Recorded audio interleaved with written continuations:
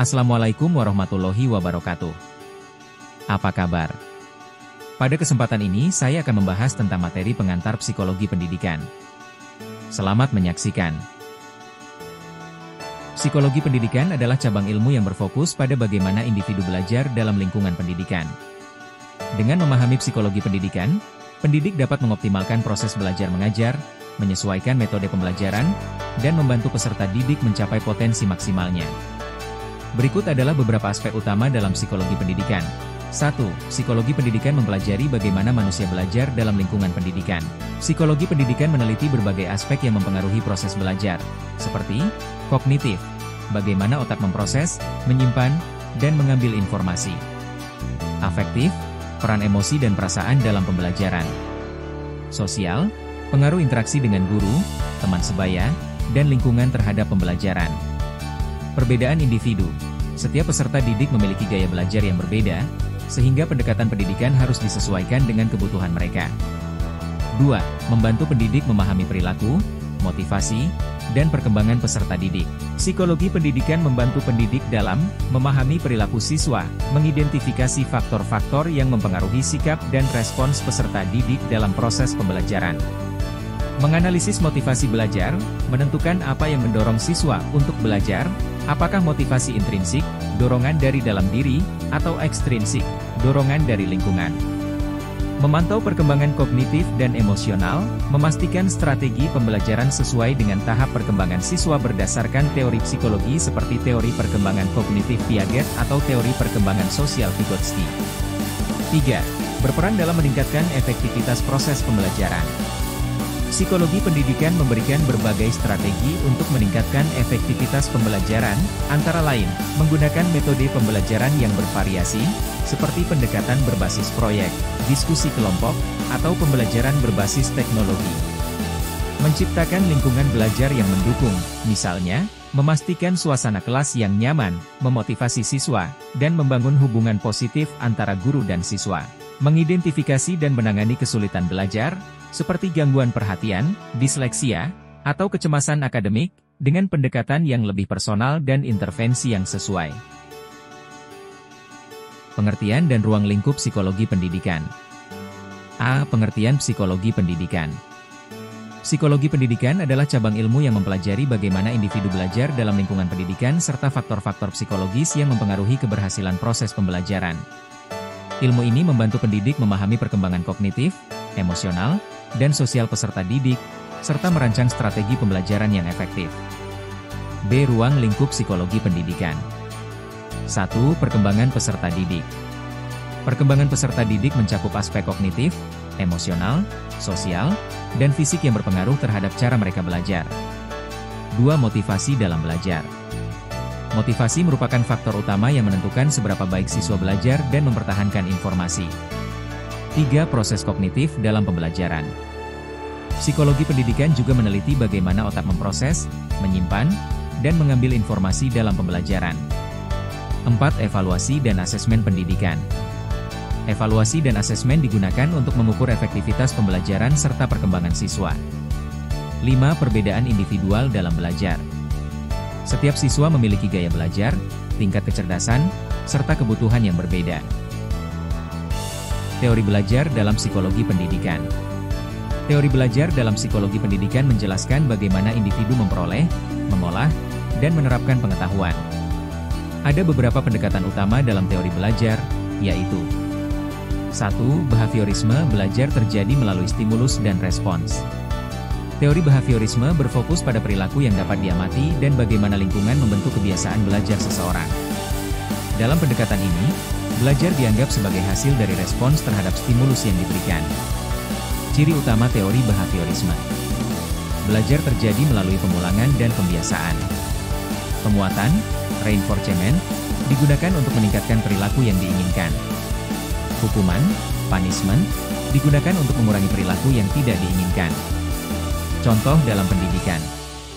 Guru memberikan pujian atau hadiah kepada siswa yang menyelesaikan tugas dengan baik, penguatan positif. 2. Kognitivisme, fokus pada bagaimana siswa memahami, menyimpan, dan menggunakan informasi. Teori kognitivisme menekankan proses mental dalam belajar, seperti berpikir, memahami, mengingat, dan memecahkan masalah. Menurut teori ini, belajar bukan hanya respons terhadap stimulus, tetapi juga melibatkan pemrosesan informasi dalam otak. Ciri utama teori kognitivisme. Proses belajar melibatkan perhatian, persepsi, memori, dan pemecahan masalah. Informasi disusun dalam skema mental yang membantu siswa mengorganisir dan memahami pengetahuan baru. Belajar lebih efektif ketika siswa menghubungkan informasi baru dengan pengetahuan yang sudah dimiliki. Contoh dalam pendidikan. Guru membantu siswa memahami konsep dengan memberikan analogi dan ilustrasi.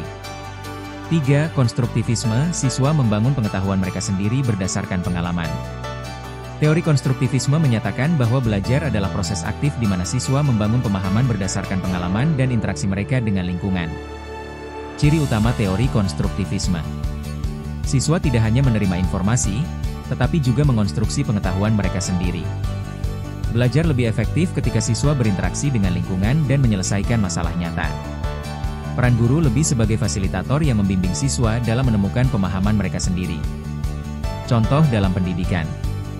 Project-based learning, PBL, siswa belajar melalui proyek yang menuntut eksplorasi, penelitian, dan kerjasama. Pembelajaran berbasis inquiry, siswa. Faktor yang mempengaruhi proses belajar.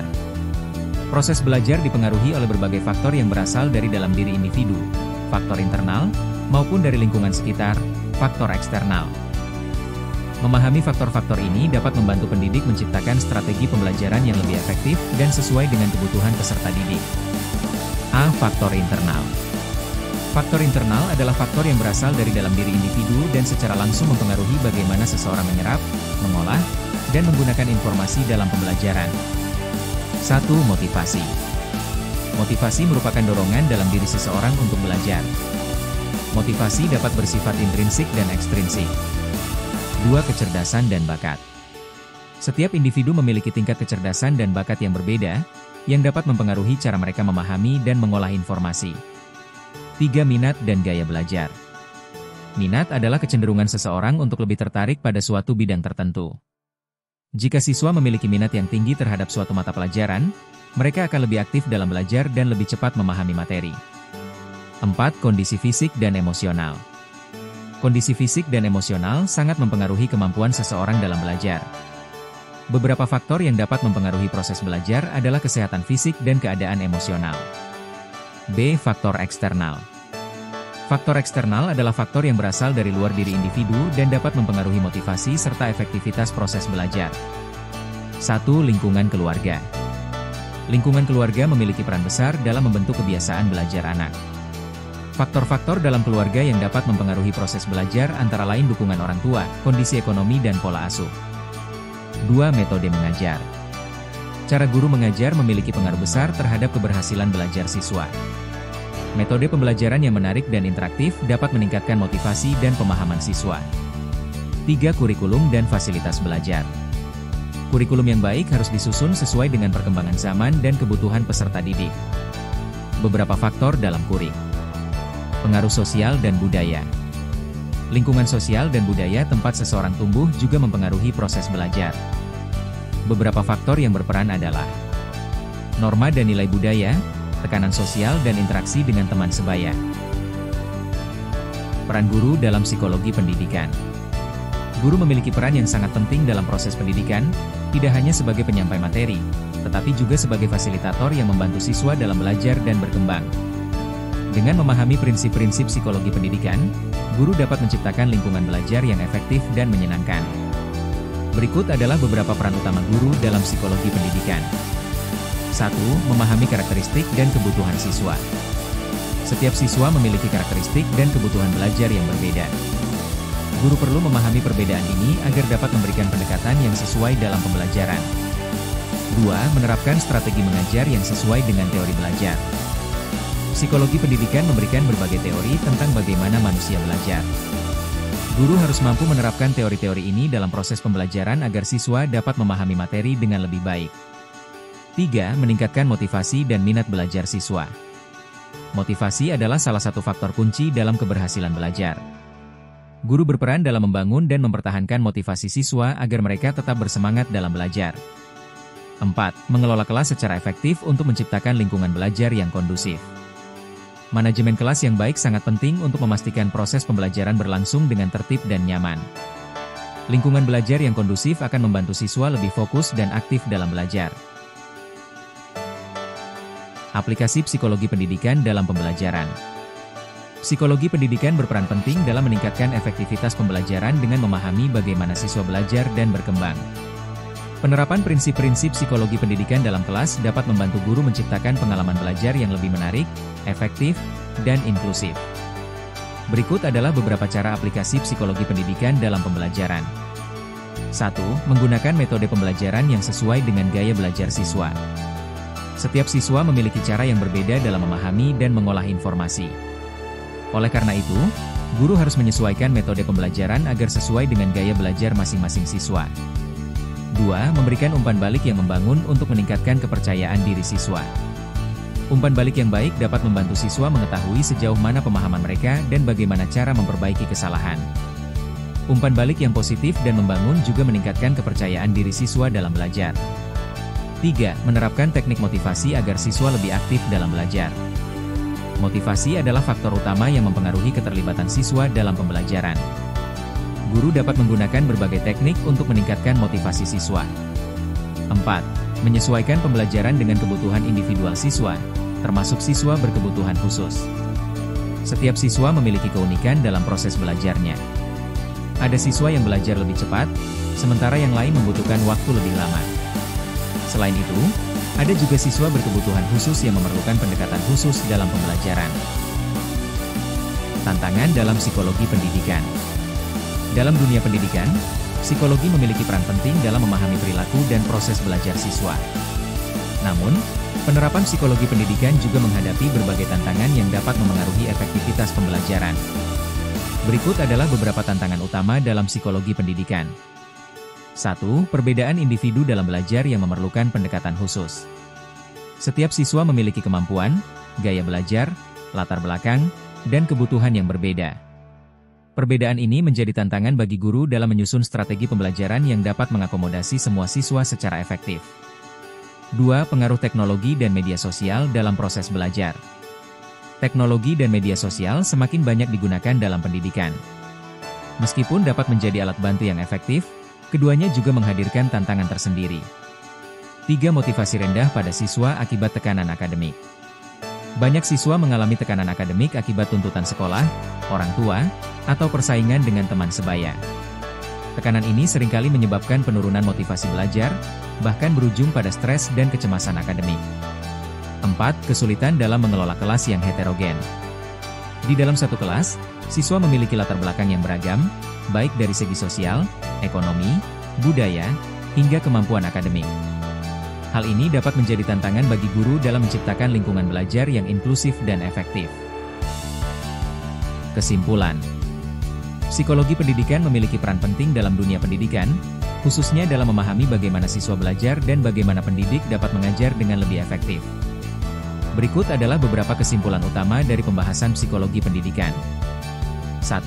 Psikologi pendidikan membantu memahami cara terbaik dalam mengajar dan mendukung perkembangan siswa. Psikologi pendidikan memberikan wawasan kepada pendidik tentang bagaimana siswa memperoleh, memproses, dan menyimpan informasi.